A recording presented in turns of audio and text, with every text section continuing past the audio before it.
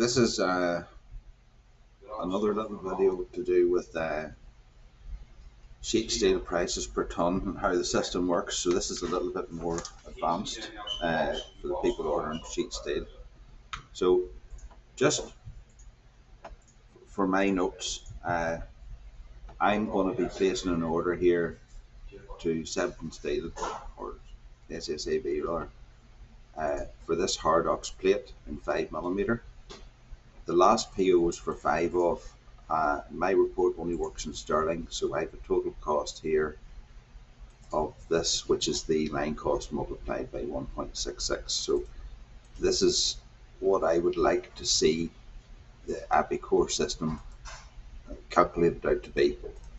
So Gordon has told me that 5mm will be around about the £2,000 per ton price.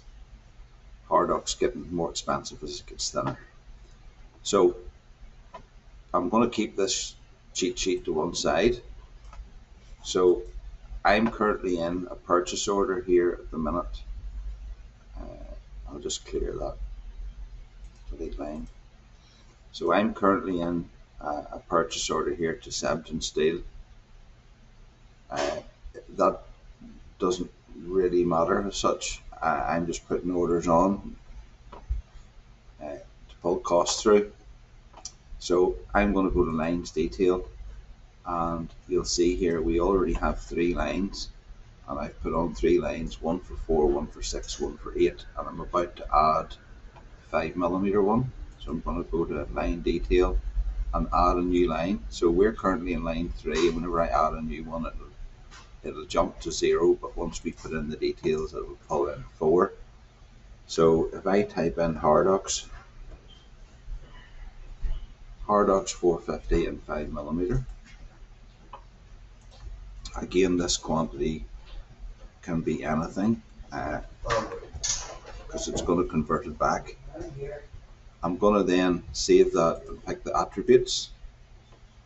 So on the last order that I'm matching here, I'm going to click my attributes, and the last order was for 6002500, and then we're going to put that in there too and hit OK. It will then, do you want to convert it? And I'm going to say yes. Now I do realize that was for one sheet of steel, so it's obviously took the X by Y and worked out that that's 15 square meters. But if you want to order more sheets, you don't change it here, you go back into your attributes, and on the last order that I'm copying or simulating here was purchase order 50588, and that was for 5 sheets. So I hit 5 and then tab and then hit OK and then hit yes, and 5 sheets at that size is 75 square meters. Now you'll see here that there's no prices. That's because we have not put in the price per ton, and again I'm sort of half guessing this at 2000. So that's brought in a price. Now this particular vendor's in euro, so you'll see here that Gordon's last order was actually 6727.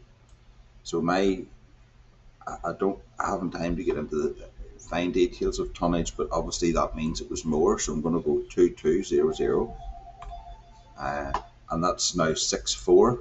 So I'm looking 67, so I'm going to 22300. Obviously these tonnage prices comes off the quote.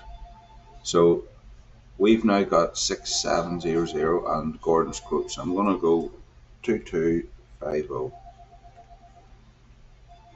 6767 229. Obviously these tonnage prices will come off.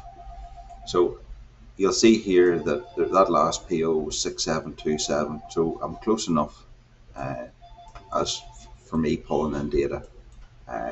This price per ton would come off your quotation that you've got from the vendor. So he might say, right, my 4mm for that sheet size is certain amount per ton. You key that in and you get your exact price on the PO for the sheets. So that's a little bit more detailed in how price per ton works. You can hit save. Uh, I'm marking up my wee sheet that that's entered. So I hope that helps with the procurement of steel in how the price per ton is entered. Thank you.